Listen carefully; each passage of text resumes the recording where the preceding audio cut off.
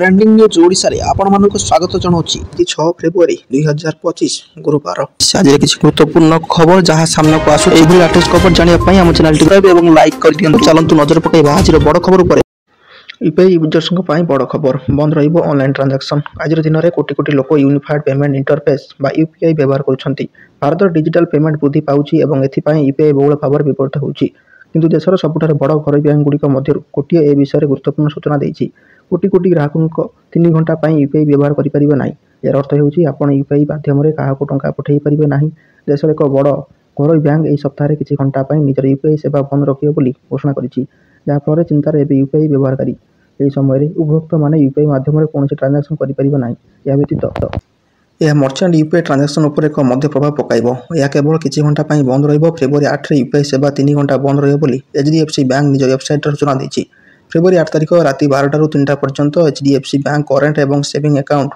रूपे credit card HDFC mobile banking app एवं UPI HDFC bank द्वारा supported third party app उपर UPI transaction बंद रहिबो या व्यतीत एचडीएफसी बैंक माध्यम मर्चेंट यूपीआई ट्रांजैक्शन संभव मध्य बंद रहिबो एनी बैंक पक्षरु कह बैंकिंग एक्सपीरियंस उत्तम करने लगे सिस्टम मेंटेनेंस कराउछि नेक्स्ट बुलेटिन सरला हरिण गणना 2 वर्ष मध्य कृष्णसार मृगों संख्या 1044 की वृद्धि संरक्षण प्रयास एक बड़ सफलता पाई वन विभाग गंजाम जिले में कृष्णसार मृगों संख्या वृद्धि पाई 8789 को वृद्धि पाई वरिष्ठ अधिकारी सूचना देते जनवरी 29 तारिख में जिलार 3टी वनखंड में एककालीन होता कृष्णसार मृग गणना कार्य वन विभाग द्वारा द्विवार्षिक गणना स्थानीय भाव में कृष्णसार मृगों संख्या वृद्धि पाई 2023 संख्या 7745 और 2018 4082 रही मंजनगर उत्तर घुमुसुर वनखंड में 2024-25 वर्ष निमंते विरल प्रजाति कृष्णसार मृग गणना शीर्ष होती 2015 मसीहा परठार यह वनखंड में देखा वन्यप्राणी संख्या क्रमश वृद्धि पाई सर्वशेष गणना मोट कृष्णसार मृग संख्या मध्य 5241 माई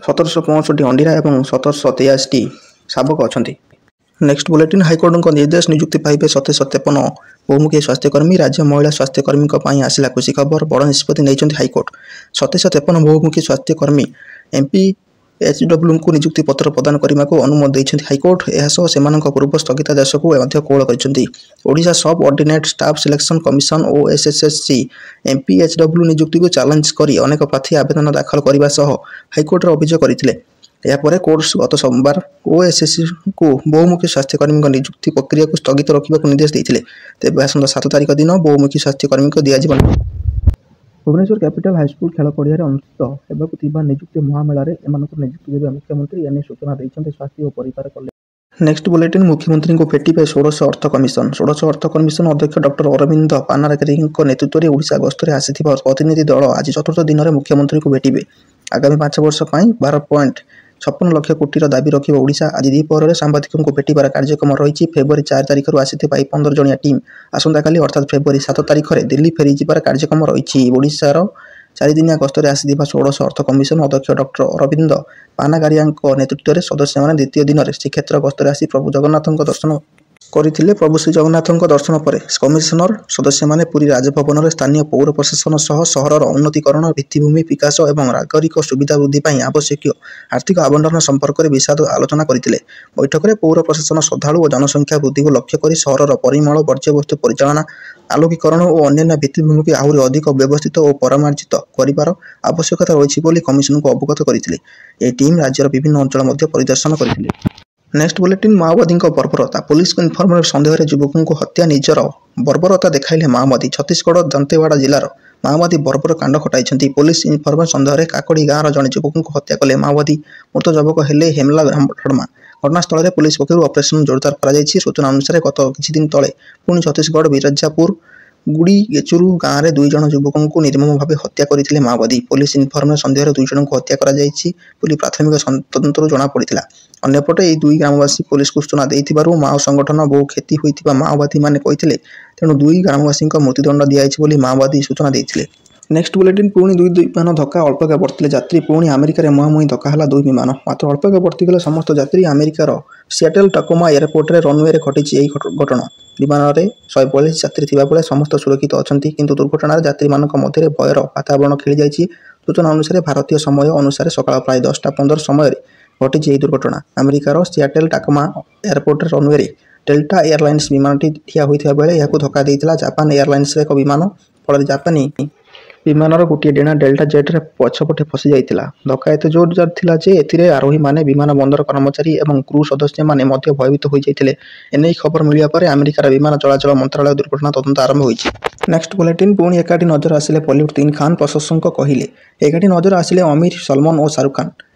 ମୁମ୍ବାଇରେ ବଲିଉଡ୍ ଏକ ଫିଲ୍ମରେ ପ୍ରମୋସନ ବେଳେ ନିଜର ଷ୍ଟାଇଲିଶ ଅନ୍ଦାଜରେ ସାମ୍ନାକୁ ଆସିଲେ ଏ ତିନି ସୁପର ହିରୋ। ସ୍କ୍ରିନିଂରେ ଶାହରୁଖ ଖାନ୍ ଖାନ୍ଙ୍କୁ ନୀଳ ସାର୍ଟ ଏବଂ ଟେନିସ୍ ଜିନ୍ସ ପିନ୍ଧିଥିବାର ଦେଖାଯାଇଥିଲା। ସେ କଳା ରଙ୍ଗର ପୋଷାକ ପିନ୍ଧିଥିଲେ। ଶାହରୁଖ ଖାନ୍ ଆମୀର ଏବଂ ଜୁନୈଦଙ୍କ ସହ ମଧ୍ୟ ପୋଜ୍ ଦେଇଥିଲେ। ଜୁହି ଚାୱଲା ମଧ୍ୟ ଏହି ସ୍କ୍ରିନ୍ରେ ଏକ ଅଂଶ ହୋଇଥିଲେ। ଜୁହିଙ୍କୁ ଲାଲ କୁର୍ତ୍ତା ଏବଂ ଗ୍ରୀନ୍ ରଙ୍ଗର ପ୍ୟାଣ୍ଟରେ ଦେଖିବାକୁ ମିଳିଥିଲା, ଯେତେବେଳେ କି ସଲମାନ ଖାନ୍ ସବୁଜ ଟି-ସାର୍ଟ ଏବଂ ଡେନିମ୍ରେ ନଜର ଆସିଥିଲେ। ସଲମାନ ଖାନ୍ଙ୍କ ଦବଙ୍ଗ ଷ୍ଟାଇଲରେ ଭାଇରାଲ ହେଉଛି ସ୍କ୍ରିନିଂ। ସମସ୍ତ ତାରକାଙ୍କ ଏକାଠି ଦେଖି ପ୍ରଶଂସକମାନେ ବହୁତ ଉତ୍ସାହିତ ହୋଇଛନ୍ତି। Next bulletin. 200 କୋଟି କ୍ଲବରେ ସାମିଲ ହେବାକୁ ଯାଉଛି ଖିଲାଡ଼ି ଷ୍ଟାରଙ୍କ ସ୍କାଏ ଫୋର୍ସ। ବଲିଉଡର ଖିଲାଡ଼ି ଅକ୍ଷୟ କୁମାର ସଦ୍ୟ ମୁକ୍ତି ଲାଭ କରିଥିବା ଫିଲ୍ମ ସ୍କାଏ ଫୋର୍ସ ବର୍ତ୍ତମାନ ବକ୍ସ ଅଫିସ ସହ ବିଦେଶୀ ବକ୍ସ ଅଫିସରେ ମଧ୍ୟ ଭଲ ବ୍ୟବସାୟ କରୁଛି। ବହୁତ ଦିନ ପରେ ତାଙ୍କର ଏହି ଫିଲ୍ମଟି ଦର୍ଶକଙ୍କ ଭଲ ପାଇବା ସାଉଣ୍ଟିଛି। ଅକ୍ଷୟ କୁମାରଙ୍କ war action thriller sky force 2025ର ପ୍ରଥମ ଫିଲ୍ମ, ଯାହା 100 କୋଟି ଟଙ୍କାର ରୋଜଗାର କରିଛି। ଏହି ଫିଲ୍ମଟି ସନ୍ଦୀପ କେଜରିୱାନି ଏବଂ ଅଭିଷେକ ଅନିଲ କପୁରଙ୍କ ଦ୍ୱାରା ନିର୍ଦ୍ଦେଶିତ। 160 କୋଟି ଟଙ୍କା ବଜେଟରେ ନିର୍ମିତ ସ୍କାଏ ଫୋର୍ସ ବିଶ୍ୱବ୍ୟାପୀ ବକ୍ସ ଅଫିସରେ 150 କୋଟି ଟଙ୍କା ପାର କରିଛି ଏବଂ ଏବେ 200 କୋଟି କ୍ଲବରେ ସାମିଲ ହେବାକୁ ଯାଉଛି। ରିପୋର୍ଟ ମୁତାବକ ଫିଲ୍ମ ସ୍କାଏ ଫୋର୍ସ 15 ଦିନରେ ସାରା ବିଶ୍ୱରେ 153 କୋଟି ଟଙ୍କା ରୋଜଗାର କରିଛି। ଭାରତରେ କେବଳ ଏହା 119.5 କୋଟି ଟଙ୍କାର ମୋଟ କଲେକ୍ସନ କରିଛି। ଗୋଟିଏ ସପ୍ତାହରେ 99.7 କୋଟି ଟଙ୍କାର ବ୍ୟବସାୟ କରିଛି। Next bulletin. ମହାକୁମ୍ଭ ଅଭିମୁଖେ ଓଡ଼ିଶାର 3 ମନ୍ତ୍ରୀ ଓ ପରିବାର ବର୍ଗ। ମହାକୁମ୍ଭ ମେଳାରେ ବୁଡ଼ ପକାଇବା ପାଇଁ ପ୍ରୟାଗରାଜ ବାହାରିଛନ୍ତି ଓଡ଼ିଶାର 3 ମନ୍ତ୍ରୀ ଓ ପରିବାର ବର୍ଗ। ବାଣିଜ୍ୟ, ପରିବହନ ଓ ଇସ୍ପାତ ଓ ଖଣି ମନ୍ତ୍ରୀ ବିଭୂତି ଭୂଷଣ ଜେନା ତ୍ରିବେଣୀ ସଙ୍ଗମର ବୁଡ଼ ପକାଇବାକୁ ପ୍ରୟାଗରାଜ ଅଭିମୁଖେ ଯାତ୍ରା କରିଛନ୍ତି। ସାଥିରେ ଅଛନ୍ତି ଖାଦ୍ୟ ଯୋଗାଣ ଓ ଖାଉଟି କଲ୍ୟାଣ, ବିଜ୍ଞାନ ବୈଷୟିକ ମନ୍ତ୍ରୀ କୃଷ୍ଣଚନ୍ଦ୍ର ପାତ୍ର ଏବଂ ମତ୍ସ୍ୟ ପ୍ରାଣୀ ସମ୍ପଦ ବିକାଶ, ଅଣୁ କ୍ଷୁଦ୍ର ଓ ମଧ୍ୟମ ଉଦ୍ୟୋଗ ମନ୍ତ୍ରୀ ମୁକୁଳାନନ୍ଦ ମଲ୍ଲିକ ଓ ପରିବାର ବର୍ଗ। Next bulletin. ଆଜି ଭାରତ ଇଂଲଣ୍ଡ ପ୍ରଥମ ଦିନିକିଆ ଟି-20 ଶୃଙ୍ଖଳା ପରେ ଭାରତ ଓ ଇଂଲଣ୍ଡ ମଧ୍ୟରେ 3 ମ୍ୟାଚର ଦିନିକିଆ ଶୃଙ୍ଖଳା ଉପରେ ନଜର। ଆଜି ଭିସି ଷ୍ଟାଡିୟମରେ ପ୍ରଥମ ଦିନିକିଆ ଖେଳାଯିବ। ଏହି ମ୍ୟାଚରେ ଉଭୟ ଦଳର ଚାମ୍ପିୟନ୍ସ ଟ୍ରଫି ପ୍ରସ୍ତୁତି ଆରମ୍ଭ ହେବ। ଟି-20 ଶୃଙ୍ଖଳାରେ ଭାରତୀୟ ସ୍ପିନର ବିପକ୍ଷରେ ଇଂଲଣ୍ଡ ବ୍ୟାଟିଂ ବିଫଳ ହେବାରୁ ଏହା 1-4ରେ ପରାସ୍ତ ହୋଇଥିଲା। ଦିନିକିଆ ଶୃଙ୍ଖଳାରେ ମଧ୍ୟ ଇଂଲଣ୍ଡ ବ୍ୟାଟ୍ସମ୍ୟାନ୍ ଭାରତୀୟ ସ୍ପିନରଙ୍କଠାରୁ କଡ଼ା ଆହ୍ୱାନରେ ସମ୍ମୁଖୀନ ହେବେ।